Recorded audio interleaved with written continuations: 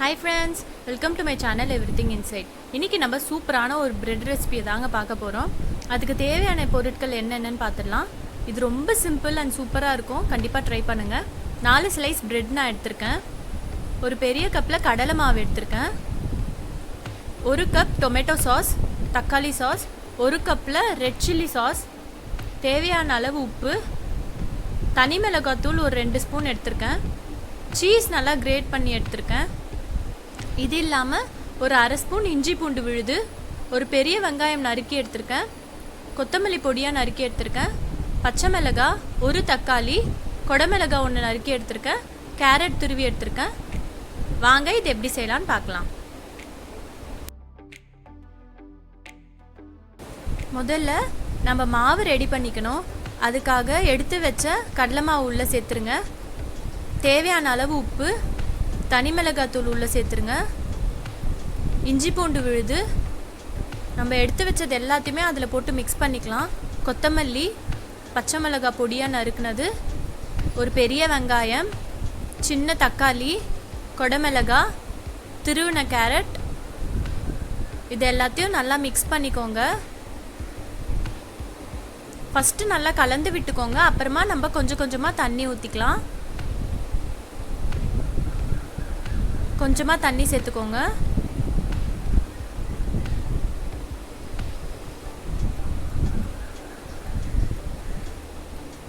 பஜ்ஜி போண்டா மாவு கலக்கிற பதத்துக்கு நம்ம கலந்து எடுத்துக்கணும்.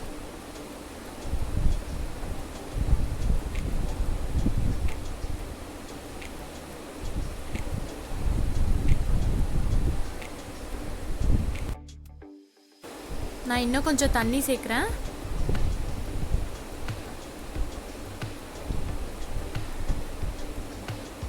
இந்த பதத்தில் இருந்தால் போதும். நல்லா கலக்கிக்கோங்க.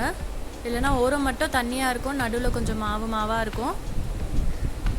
பாருங்கள், இந்த கன்சிஸ்டன்சியில் மாவு ரெடி பண்ணிக்கோங்க. இப்போ நம்ம எடுத்து வச்ச 2 சாஸையும் ஒன்றா சேர்த்து கலக்க போகிறோம். நீங்கள் ஷெஷ்வாங் சாஸ் இருந்தால் கூட சேர்த்துக்கலாம், இல்லை அதை மட்டும் கம்ப்ளீட்டாக கூட நீங்கள் யூஸ் பண்ணலாம். நல்லா கலந்து விட்டுக்கோங்க. டொமேட்டோ சாஸும் ரெட்சில்லி சாஸும் கலந்து விட்டுட்டு அதில் திருவின சீஸை நம்ம உள்ளே சேர்த்துடலாம். நல்லா மிக்ஸ் பண்ணிக்கோங்க.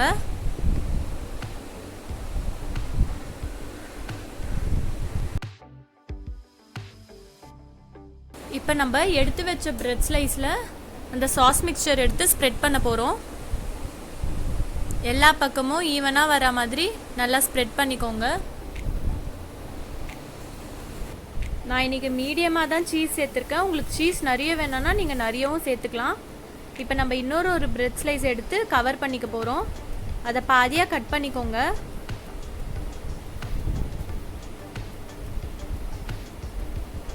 மெதுவாக பிரிச்சுக்கோங்க. ஒரு ஃப்ரைங் பேன் எடுத்துக்கோங்க. அதில் 2லேருந்து 3 ஸ்பூன் எண்ணெய் ஊற்றிக்கலாம். நம்ம இப்போ ஷாலோ ஃப்ரை பண்ணி எடுக்க போகிறோம்.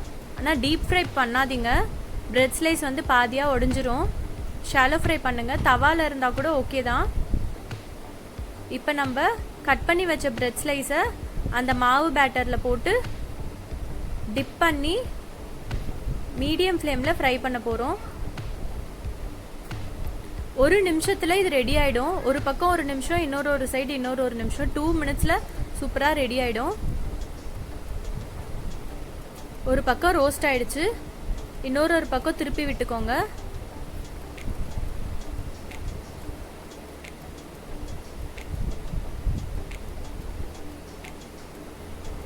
ரெண்டு பக்கம் குக் ஆகிறதோட அதோட கார்னர்ஸ் எல்லாம் நல்லா ஃப்ரை ஆகணும். அதுக்கேற்ற மாதிரி நல்லா திருப்பி போட்டுக்கோங்க. 2 சைடும் நல்லா பொன்னிறமாக ஆகிற வரைக்கும் ஃப்ரை பண்ணுங்கள். 3 பக்கம் கார்னர்ஸும் நல்லா ஃப்ரை ஆகிற மாதிரி ஒரு டைரெக்ஷனில் நீங்களே பிடிச்சி ஃப்ரை பண்ணிக்கோங்க.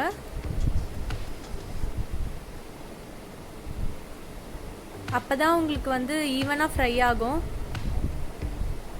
இல்லைனா ஓரம்லாம் மாவு இருக்கிற மாதிரி தெரியும். நம்ம ஒன்று ரெடி ஆயிடுச்சு. இந்த பிளேட்டுக்கு ட்ரான்ஸ்ஃபர் பண்ணிக்கலாம்.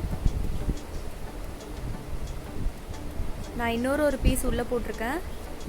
ஒரு பக்கம் ரோஸ்ட் ஆகிடுச்சு, இன்னொரு சைடு திருப்பி போடுறேன். இது ரொம்ப டிஃப்ரெண்ட்டாக இருக்கும், குயிக்காக செஞ்சு முடிச்சிடலாம். நம்ம வெஜிடபிள்ஸ் எல்லாம் அதில் போடுறதுனால உங்களுக்கு டிஃப்ரெண்ட்டாக இருக்கும். எல்லாம் ஃப்ரையாக இருக்கிறதுனால உங்களுக்கு வெஜிடபிள்ஸ் சாப்பிட்றதே உங்களுக்கு தெரியாது. பசங்கள்லாம் இஷ்டமாக சாப்பிடுவாங்க. ரெண்டுமே சூப்பராக டோஸ்ட் ஆகிடுச்சு. எப்போவுமே ப்ரெட்டுனாலே நம்ம எக்கில் தான் டிப் பண்ணி டோஸ்ட் பண்ணுவோம். இந்த பேட்டரில் செய்யும்போது உங்களுக்கு டிஃப்ரெண்ட்டாக சூப்பராக இருக்குங்க. அவ்வளோதான், நம்ம டெலிஷியஸான பாரிஸ் டோஸ்ட் ரெடி ஆகிடுச்சு. கண்டிப்பாக ட்ரை பண்ணி பாருங்கள். தேங்க்யூ.